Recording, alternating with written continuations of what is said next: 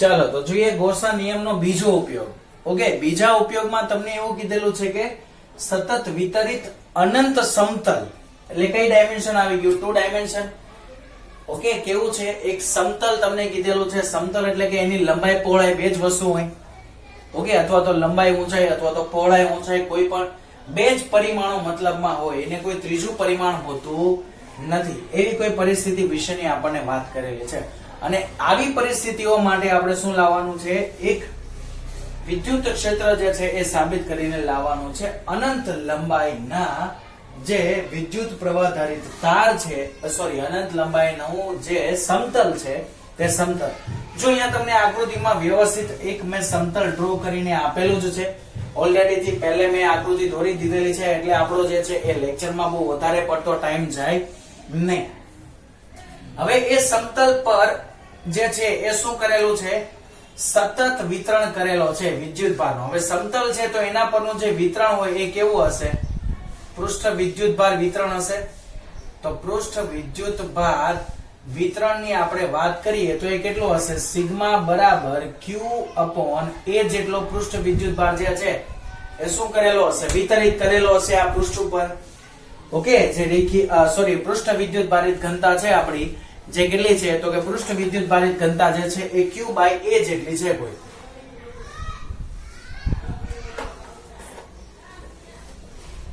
તો હવે નેક્સ્ટ વાત કરીએ કે આવી કોઈ પૃષ્ઠ વિદ્યુતભારિત ઘનતા ધરાવતો એક અનંત લંબાઈનું સમતલ છે. જોઈ લો, આ સમતલ જે છે મેં દર્શાવેલું છે કેવું? અનંત લંબાઈનું સમતલ દર્શાવેલું છે. એટલે જ મેં એને જે છે ને આવી જે છે એ વક્ર વક્ર વક્ર જેવી લાઈનોથી દર્શાવેલું છે. જો હું સ્ટ્રેટ લાઈન થી એને દર્શાવી દઉં તો એ તો લિમિટેડ લંબાઈનું થઈ જાય. ઓકે, તો ચલો અહીંયા ધ્યાન આપો હવે. હા, ચલો, અનંત લંબાઈનું સમતલ છે ને એના વડે આપણે તો એક કામ કરીએ. આ અનંત લંબાઈનું જે સમતલ છે તે સમતલમાં આપણે કોઈ ગાઉસિયન પૃષ્ઠ એક ધારી લઈએ. જે આ નળાકાર મેં ડ્રો કરેલો છે ને એ આપણું શું છે? ગૌસિયન પૃષ્ઠ છે. એ આપણે શું છે? ગૌસિયન સપાટી છે. હવે એ ગૌસિયન સપાટી માટે વાત કરીએ. જો બીજી એક વસ્તુ કે આના પર આપણે જે વિદ્યુતભાર વિતરિત કરેલો છે એ કયો કરેલો છે? ધન વિદ્યુતભાર. તો ધન વિદ્યુતભાર વિતરણને કારણે એનું વિદ્યુત ક્ષેત્ર ક્યાં હોય? સપાટીને લંબ રૂપે બહાર તરફ હશે.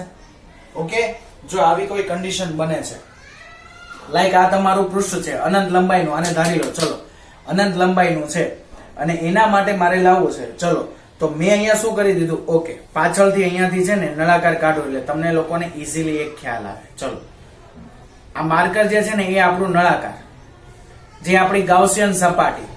હવે વિદ્યુત ક્ષેત્ર અહીંયા જે છે એ ક્યાં હશે? ધન વિદ્યુત ભાર છે એટલે આમ હશે, આમ બહાર. આ બાજુ તરફ બહાર હશે ને અહીંયા આમ બહાર હશે, બહારના ભાગમાં. તો એના કારણે જોઈએ ને તો આ એના જે આડછેદ છે, બંને આડછેદ જોઈ લો. ચલો, તો બંને આડછેદ સર વિદ્યુત ક્ષેત્રને લંબ છે તો એમાંથી ફ્લક્સ મળશે. પણ જો આપણે વાત કરીએ એની જે આ વક્ર સપાટી છે તે, તો આ ડાયરેક્શનમાં વિદ્યુત ક્ષેત્ર છે x અક્ષની દિશામાં, જોઈ શકો છો તમે. એની વક્ર સપાટી પણ કઈ દિશામાં છે? x અક્ષની દિશામાં. એટલે હવેના કેસમાં આપણી વક્ર સપાટીમાંથી પસાર થતું ફ્લક્સ જે છે એ કેવું મળશે? 0, જે આપણે અનંત લંબાઈ વાળા સમતલમાં આપણને ક્યાં મળતું હતું. ઓકે, કેમ કે તાર આપણે ક્યાં મૂકેલો હતો? એની જે અક્ષ હતી એના ઉપર. તો અહીંયા હવે વાત કરીએ તો સર અહીંયા ઈ જે છે એ અહીંયા, અને આ સપાટી માટે એનો જે ક્ષેત્રફળ સદિશ જે છે એ ક્યાં મળશે? અહીંયા મળશે dA. ઓકે, અથવા તો એ કોઈ પણ તમે બોલો તે એક કામ કરો. ચલો, એના સ્વરૂપમાં લખીએ તો આ જે ક્ષેત્રફળ સદિશ છે એ અહીંયા કેવો મળશે? આ તરફની દિશામાં. હવે સર એ બિંદુ પાસે તો વિદ્યુત ક્ષેત્ર તો અહીંયા છે. ઓકે, તો બંને વચ્ચેનો એંગલ થઈ ગયો 0, સોરી 90, નોટ 0. કેટલા ડિગ્રી થઈ ગયો? 90 ડિગ્રી થઈ ગયો. ઓકે, તો ફ્લક્સનું સૂત્ર છે એ જ આપણે અહીંયા યુઝ કરવાનું છે. તો જેમાં વાત કરીએ એ એટલે શું થાય? ગાઉસિયન સપાટીનું અથવા તો ગૌસિયન સપાટીનું ક્ષેત્રફળ. શું થાય? ગૌસિયન સપાટીનું ક્ષેત્રફળ. હવે ગૌસિયન સપાટી માટે વાત કરીએ તો આગળના કોન્સેપ્ટમાં હતું એ જ બને છે. ગૌસિયન સપાટીનું કુલ ક્ષેત્રફળ કેટલું? તો 2 આડછેદ પ્લસ વક્ર સપાટી. 2 આડછેદ પ્લસ વક્ર સપાટીનું ક્ષેત્રફળ. ઓકે, તો હવે અહીંયા જોઈએ ને તો સર વક્ર સપાટી માટે જો હું અહીંયા ફક્ત લખું છું કોના માટે, તો વક્ર સપાટી માટે આકૃતિમાં તમે જોઈ શકો છો દીકરાઓ, ઈ લંબ એ છે, બંને પરસ્પર એકબીજાને કેવા છે, લંબ. તો એના વચ્ચેનો ખૂણો કેટલો બનશે, 90 ડિગ્રી, જેના કારણે cos 90 ની વેલ્યુ કેટલી થઈ જશે, 0. cos 90 ની કિંમત 0. તો આ જે સપાટી છે કોઈ વક્ર સપાટી માટે, તો વક્ર સપાટી માટેનું જે આપણને ફ્લક્સ મળશે એ કેવું મળશે, 0. વક્ર સપાટીનું ફ્લક્સ કેવું મળશે, 0. દીકરાઓ આ વસ્તુ જે આપણે લખીએ છીએ ને આ તમને 1 માર્ક્સ ના ક્વેશ્ચનમાં પણ પૂછાય છે. ઓકે, એમસીક્યુ સ્વરૂપમાં આવી વસ્તુઓ તમને 1 માર્ક્સ ના ક્વેશ્ચનમાં પણ પૂછાય છે. તો એ ધ્યાન રાખજો, સપાટી કેવી છે, વિદ્યુત ક્ષેત્ર કઈ દિશામાં છે, બંને વચ્ચેનો ખૂણો કેટલો બને છે, જેના આધારે તમારી ફ્લક્સની વેલ્યુ જે છે એ તમે મેળવી શકો છો. ડાયરેક્ટ સીધા જવાબો નહીં મૂકી દેતા. ઓકે, ડાયરેક્ટ સીધા જવાબો મૂકશો તો પણ અટવાઈ જશો. એટલે ડાયરેક્ટ જે છે એ સીધે સીધા જવાબો મૂકી દેતા નહીં, પેલા જોજો, વિચારજો. ઓકે, કઈ રીતે છે, શું છે, અને પછી જે છે એ આગળ વધજો. ઓકે, ચલો. તો આ જે છે એ વક્ર સપાટીમાંથી તો ફ્લક્સ જે છે એ કેવું થઈ ગયું, 0 થઈ ગયું. હવે વાત કરીએ બીજી આપણી પાસે કઈ સપાટી છે, આડછેદ. ઓકે, બીજું તો શું છે આપણી પાસે, બંને આડછેદ. તો આડછેદ માટે વાત કરીએ તો આડછેદ માટે ઈ અને એ બંને કેવા છે, એકબીજાને સમાંતર. તો સમાંતર હોવાથી ખૂણો કેટલા ડિગ્રીનો બનશે, 0 ડિગ્રી. તો ખૂણો જો 0 ડિગ્રીનો બને તો cos 0 ની કિંમત કેટલી થઈ જાય, 1. તો અહીંયાથી જે છે એ આપણને ફ્લક્સ મળશે E into A is equal to Q upon epsilon naught જેટલું. કોના માટે, આડછેદ માટે. ઓકે, તો હવે અહીંયા જે ક્ષેત્રફળ આવશે તે કોનું આવશે, આડછેદનું ક્ષેત્રફળ. હવે આડછેદ કેટલા છે ટોટલ, 2. આડછેદ જે છે એ આપણી પાસે ટોટલ કેટલા આડછેદ છે, 2 આડછેદ છે. તમે અહીંયા જોઈ શકો છો ઈઝીલી. ઓકે, ચલો એક આને કહી દઈએ, ચલો 1 નંબરનો આડછેદ અને આને કહી દઈએ 2 નંબરનો આડછેદ, જેના કારણે આપણને 2 ફ્લક્સ મળશે. તો એક તો મળશે પેલા φ1 અને બીજું મળશે φ2. તો ટોટલ ફ્લક્સ જે છે એ દીકરાઓ હું ડાયરેક્ટ લખું છું. ઓકે, જે ટોટલ ફ્લક્સ મળે છે એ ટોટલ ફ્લક્સ કેટલું મળશે, φ બરાબર φ1 પ્લસ φ2. તો φ ની વેલ્યુ કેટલી છે, તો સર φ ની વેલ્યુ અહીંયા E into A plus E into A. બંનેના આડછેદના ક્ષેત્રફળો તો સમાન જ હોવાના ને, તો આ શું થઈ જવાનું, 2EA જેટલું થઈ જશે. Yes sir. ચલો, તો એક આન્સર આવ્યો, બાજુમાં આવ્યું Q upon epsilon naught.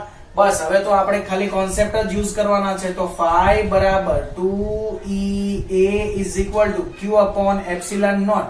એ એટલે શું થાય, આડછેદનું ક્ષેત્રફળ. ઓકે, તો A બરાબર આડછેદનું ક્ષેત્રફળ, આડછેદનું ક્ષેત્રફળ શું થશે, પાયર સ્ક્વેર. આડછેદ તો કેવો હોય, એક તકતી જેવો ભાગ હોય, એક વર્તુળ જેવો ભાગ હોય, અને એનું જે ક્ષેત્રફળ આવે એ ક્ષેત્રફળ કેટલું થઈ જાય, પાયર સ્ક્વેર જેટલું થઈ જશે. ઓકે, જો એના અનુસંધાનમાં તમારે લખવું હોય તો એના અનુસંધાનમાં પણ લખી શકો, અને એનો એ એમનેમ રવા દેવો હોય તો પણ ચાલશે. અને જો કે ના લખો તોય ચાલશે. Q ની વેલ્યુ હમણાં મૂકશો ને એટલે આ ગાયબ જ થઈ જશે. કેમ, એમ કે Q બરાબર શું થશે, sigma into A. So 2EA is equal to sigma into A ના છેદમાં એપ્સિલન નોટ. તો આ ગાયબ. સો E ની વેલ્યુ મળી ગઈ sigma upon 2 epsilon naught. Okay, શું મારી value, sigma upon 2 epsilon naught જે છે એ આપણને વિદ્યુત ક્ષેત્રનું સૂત્ર મળ્યું.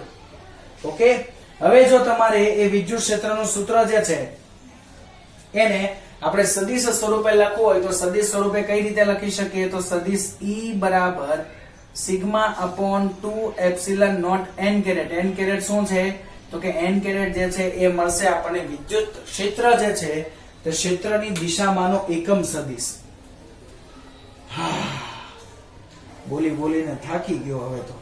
એ શું મળશે, આપણું જે વિદ્યુત ક્ષેત્ર છે તે વિદ્યુત ક્ષેત્રની લંબ દિશામાંનો એકમ સદિશ. ઓકે, આ કોન્સેપ્ટ છે ને એને હજુ આગળ લઈ જઈએ.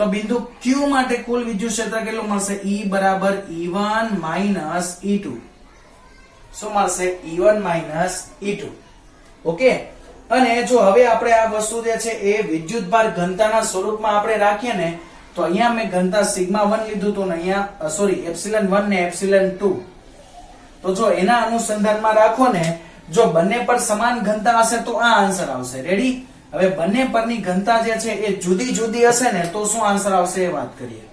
1 2 તો અહીંયાથી 1/2 epsilon naught common, sigma 1 plus sigma 2 into n caret આવો જવાબ આવશે. અને જો તમારી પાસે સિગ્મા 1 સિગ્મા 2 ની વેલ્યુ કોમન હોય, ઇક્વલ હોય, જો કે એ પેલો સ્પેશિયલ કેસ હતો, મેં તમને સ્પેશિયલ કેસ પહેલા સાબિત કરી દીધો બાય મિસ્ટેક. સિગ્મા 1 સિગ્મા 2 ની વેલ્યુ જો સમાન હોય ને તો ઉપર બંને સિગ્મા 2 સિગ્મા થઈ જાય તો 2 2 ઉપર નીચે શું થઈ જાય? Cut. So that the final answer શું આવે? Sigma upon epsilon naught n caret. અહીંયા શું આવશે? તો અહીંયા એવું sir sigma 1/2 epsilon naught n caret minus sigma 2/2 epsilon naught n caret. તો 1/2 epsilon naught n caret common, 1/2 epsilon naught n caret common, અંદર બાકી બચ્યું સિગ્મા 1 માઇનસ સિગ્મા 2. તો આ જે છે એ તમારો અનંત લંબાઈના સમતલ વાળી જે થિયરી છે ને એ થિયરી માટેનો સ્પેશિયલ કેસ છે, જે તમારી ટેક્સ્ટ બુક ની અંદર વધારાના સ્વાધ્યાયમાં આપેલો છે આ વસ્તુ. ઓકે, જે વધારાનું હોય કે જે હોય તે પણ આપણા માટે તો અગત્યનું બને છે, એટલે આપણે તો યાદ રાખવાનું જ છે. તો આ જે છે એ દીકરાઓ વાત થઈ ગઈ તમારા બીજો જે ગોસનો નિયમ છે એના ઉપયોગની. હવે વાત કરીએ ત્રીજો ગોસનો નિયમ, જે આપણે 3 ડાયમેન્શનમાં સાબિત કરવાના છીએ. તે 3 ડાયમેન્શનમાં શું આવશે તે. ઓકે, તો આ જે સેશન છે એમાં આટલું રાખીએ. So bye bye, take care, see you soon, stay healthy, stay happy and always વચ્ચા party. Keep smiling, my future doctor and engineers.